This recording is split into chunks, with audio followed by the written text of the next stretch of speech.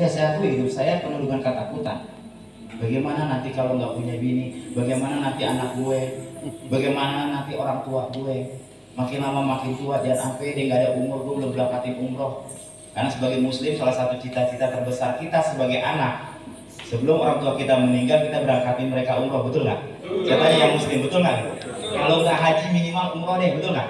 Iya, itu juga kepikiran. Jadi hidup saya penuh dengan ketakutan. Dari usia 37 tahun sebelumnya penuh dengan ketakutan, tapi begitu mengenal bisnis AI penuh dengan harapan. Dan dengan harapan tersebut saya jadikan bahan bakar saya. Satu persatu anak tangga saya lewatin, satu persatu kesulitan saya tanganin, satu persatu rintangan mulai semua saya hantam Bapak Ibu sekalian. Dan ketika saya menengok ke belakang, saya sudah 3 tahun jalan bisnis ini. Dan luar biasa, saya tengok ke belakang wajah-wajah bahagia orang yang saya cintai, saya melihatnya. Saya ingat ibu saya waktu itu saya ajak ke naik kapal pesiar ya bersama mertua saya, bersama bapak saya. Sebelumnya saya sudah umrohkan mereka, kemudian saya bawa lagi naik kapal pesiar di Star Cruise. Ibu saya belai-belai saya, dia bilang apa? Hidup lu sekarang kayak disulap ya Nan. Iya, dia bilang kayak disulap baru sekali. Karena nggak nyangka 3 tahun Bapak Ibu ya, berjuang 3 tahun, ngerasain semua sakit, manis, pahit, semua campur aduk 3 tahun, tapi layak. Karena hasilnya belum tentu kalau di tempat lain bisa saya dapatkan. Dan yang luar biasanya Bapak Ibu sekalian, bukan cuma saya ya, kalau cuma saya doang yang sukses itu mah nggak luar biasa. Tapi yang luar biasa orang-orang yang saya ajak waktu zaman saya miskin dan mereka juga miskin.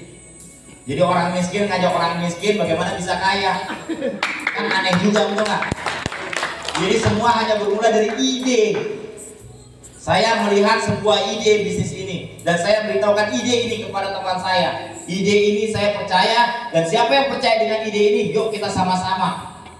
Makanya Bapak sekalian jangan anggap rendah orang yang ngajak Anda. Siapa hari ini yang belum join? Siapa yang hari ini yang belum join? Ada yang belum join? Sekali-kali jangan anggap rendah orang yang ngajak Anda Bapak sekalian. Tahukah Anda dikasih ide, diajak menuju sesuatu, yaitu 300 juta per bulan Bapak Ibu sekalian. Itu kan untuk orang yang ngajak Anda. Walaupun hari ini orang yang ngajak Anda belum apa-apa, saya dulu belum dapat apa-apa.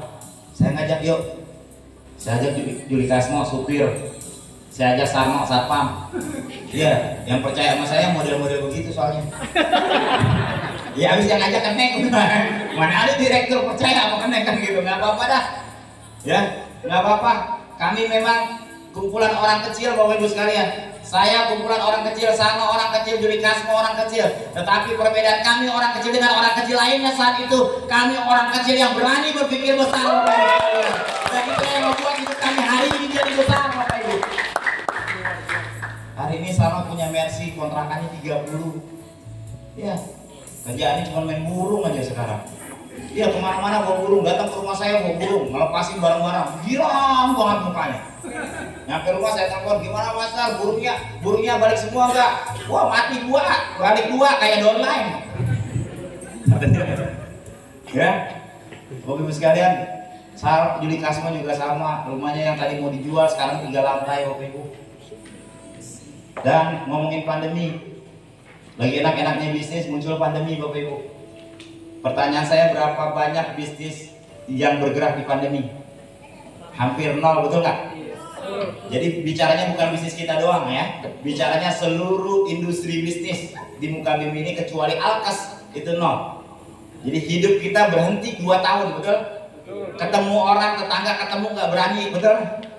Gimana mau bisnis? Nah, pada saat awal pandemi saya bergumam, saya ngomong lagi, ya Allah, inilah ujiannya, inilah saatnya. Saya tahu bisnis kalau mau naik kelas ya diuji. Saya belum pernah ngalamin ujian berat ya seberat ini, dan ini buat saya ujian tertinggi. Saya sudah berjuang 5 tahun jadi double crown, kemudian kena badai ini. Nah, ini ujianmu saya tahu dan saya ikhlas terima. Dan ini juga ujian kekuatan bisnis ini, kekuatan saya membangun bisnis ini. Apakah dia langsung tumbang 2 tahun pandemi atau dia tetap berjalan? Ya udah, tidak ada yang bisa saya lakukan, tidak ada leader ngundang saya. Nah, leader juga takut ketemu saya takut ketemu leader, betul nggak? Ya, berhenti semua bergerak. Ya udah, akhirnya ya saya main hobi aja, saya ketemu hobi, saya main golf aja. Hampir tidak melakukan apapun kecuali datang pagi ke lapangan golf, habis subuh pulang mau johor. Hampir tiap hari begitu aja kerjaan saya, main golf, nggak ngapa-ngapain.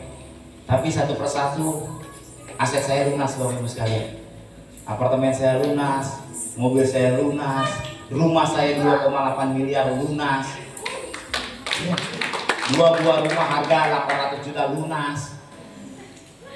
Terbukti bisnis ini masih eksis di tengah pandemi.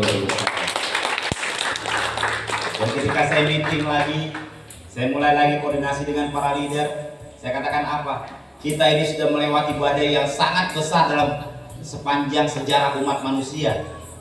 Dan saya tidak yakin 5 tahun, 10 tahun ke depan akan ada badai seperti ini lagi. Kalau badai yang sebegitu besarnya saja masih tidak bisa menumbangkan bisnis ini, maka bisnis ini layak diperjuangkan sepanjang masa. Nah, hari ini Bapak Ibu sekalian, di sini hadir kepada Anda. Bisnis ini hadir di bau-bau. Saya hadir di bau-bau. Yuk, sama-sama kita renungkan berapa umur kita sekarang dan berapa lagi sisa umur kita. Sudahkah kita berjuang buat orang-orang yang kita cintai? Sudahkah kita lihat wajah bahagia orang-orang yang kita cintai? Sudahkah kita bisa memberikan yang terbaik buat mereka? Kalau belum, Bapak Ibu sekalian, yuk sama-sama berjuang. Ingat Bapak Ibu sekalian, jika kita menginginkan sesuatu yang belum pernah kita miliki, maka kita harus bersedia melakukan sesuatu yang belum pernah kita lakukan.